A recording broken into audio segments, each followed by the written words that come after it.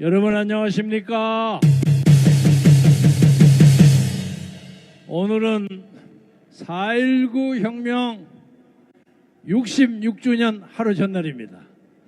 66년 전 하루 전날 오늘 고려대학교 학생들이 데모를 나왔다가 이마수 등등의 폭력배에 린치당해가지고 피 흘리던 그런 처참한 날이었고, 그것이 그로부터 하루 후인 60년 4월 19일에 전국적인 4.19 혁명을 일으키는 도화선이 됐다는 의미에서 여러분 마산의과와 고려대학교 학생들에게 응원의 박수를 한번 보내주시기 바랍니다.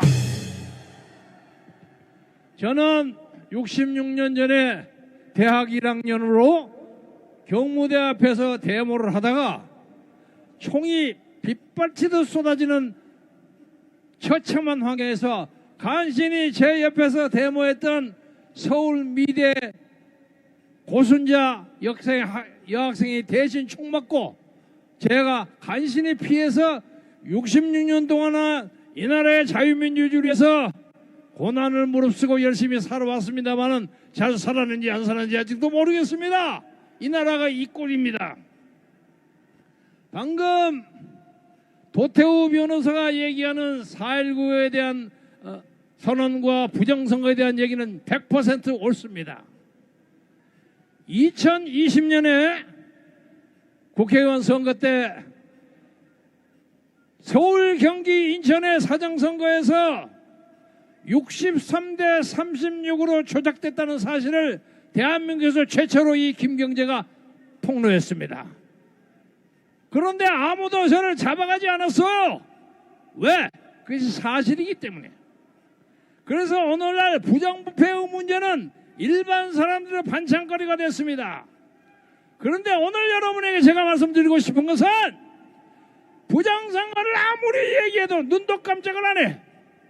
그런데 오늘 바로 내일 4.19의 66주년을 맞이해서 이 나라를 장악하고 있다는 이재명이가 5.18 광주 사건을 헌법 개정에 집어넣는다는 말도 안 되는 반민족적 폭로를 하는 것을 반드시 막아야 한다고 생각하는데 여러분 어떻게 생각하십니까?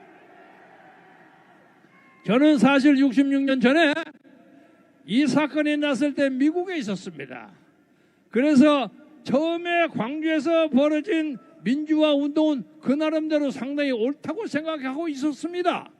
아직도 그런 생각이 조금은 남아있는데 그 후에 보니까 북한의 개입이 상당히 많아요. 그리고 어떻게 해서 4.19처럼 전국에서 벌어지는 혁명의 유공자가 1000명 내외인데 어떻게 광주 하나에서 벌어지는 5.18의 유공자가 4,600명, 5,000명이 될 수 있습니까? 이게 거짓말 아닙니까? 어저께 유인학 전 의원이 저를 만나서 왜 니는 4.19 유공자 신청을 안 하느냐, 저한테 서류도 갖다 주고 이번에 원호처 장관으로 되는 권오리도 제가 잘 아는 사람이니까 제발 좀 들어와라. 근데 저는 안 들어갔습니다. 그런데 어제 또 70명의 4.19 유공자가 생겼어요. 그런데 이것은 광주 사건에 비해서 세 발의 피 아무것도 아니요. 그런데 광주 사건을 자세히 들어보면 이게 무슨 의미냐? 대한민국의 헌법과 체제를 북한의 조선민주주의 인민공화국과 똑같이 맺는다는 것입니다. 여러분, 북한은 광주 사태를 김일성의 지도하에 영도하는 위대한 인민항쟁이라고 생각하고 자기들의 초등학교, 국민학교 교과서에 위대한 혁명의 역사로 기록이 되어 있습니다. 아니 이렇게 문제된 것을 대한민국 헌법에 전문을 한다면 남북한 체제가 똑같다는 거 아닙니까? 이것을 막아야 합니다. 요컨대 이것을 막지 않으면 이 나라는 김정은의 체제와 똑같은 거예요. 형님 동생이야. 그래서 여러분 어떤 경우도 국민투표를 통해서 5.18이 대한민국 헌법으로 바꿔줘서 사실은 제6공화국이 제7공화국으로 바꿔지는 이 역사적인 폐악만큼은 반드시 막아야 한다는 의미에서 여러분 우렁찬 함성을 벌어주시기 바랍니다. 함성이 얼마나 중요하냐, 마지막으로 이 말씀 드리겠습니다. 제가 김대중 대통령 시절에 청와대에 가서 무슨 보고를 하다가 관저에 가서 저녁에 늦게 밥을 얻어먹고 이런저런 얘기를 하다가 몇 시간 보내다가 나온 경험이 있습니다. 그런데 그 청와대에서 앉아있으니까 어디서 그냥 시끄럽게 그냥 대모 소리가 와글와글한데 바로 앞까지 들려요. 와, 근데 나중에 보니까 민노총이 하는 것 같아요. 그래서 나중에 나와서 보니까 민노총이 광화문에서 한 2,000명 정도가 떠드는 소리예요. 그게 그렇게 크게 들립니다. 북악산에 부닥쳐가지고 그냥 저 청와대 관저 거기에 막 쏟아집니다, 음성이. 제가 이 말씀을 드리는 것은 여러분이 여기서 목청 높여서 고함 지르고 청와대 앞에 가서 고함 지르고 여러 사람이 모여서 밤늦게 하면 거기에 앉아있는 이재명이는 가슴이 떨려가지고 감히 국민투표법에 통과시키지 못한다고 생각하는데 여러분 고함을 지르시겠습니까? 오늘 이 시간에 이 광화문뿐만 아니라 전국에서 국민이 일어나고 있습니다. 서울시청에서도 벌어지고 저 동대문에서는 자유대학 청년들이 어제 저에게 전화 늦게 왔습니다. 오늘 우리는 여기서 시작하고 이쪽으로 행진 와서 청와대로 갈 텐데 광화문에 계시는 어르신들은 조금 우리 뒤에 따라오십시오. 우리가 선발대로 나가겠습니다 하고 통과했습니다.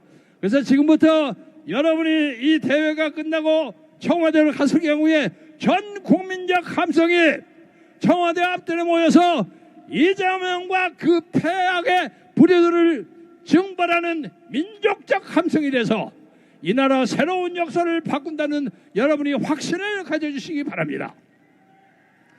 여러분, 여호수아 6장 20절에 보면 여호수아가 이스라엘 국민을 끌고 애굽을 탈출하다가 바로 앞에 여리고성이 막아 있어요. 이거 하도 세서 이거 어떻게 막나? 하니까 하나님의 사자가 와서 야, 그 방법이 있다.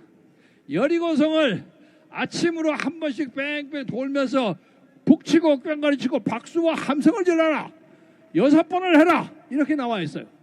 그러니까 여호수가 그 밑에 사람들한테 성직자들은 피를 불고 거기에 있는 민족도 고함과 박수를 치면서 6번 동안 6일 동안 뺑뺑 돌았어요.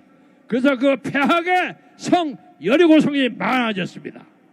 마찬가지로 여러분의 위대한 함성이 지금 청와대에 앉아서 종묵과 중국 앞제비 놀이 하기를 자처하는 이재명의 양심과 가업을 흔들어서 이 나라의 새로운 역사가 일어나기를 여러분의 함성을 하느님도 기다리고 있다는 것을 여러분이 믿어주시기 바랍니다. 감사합니다.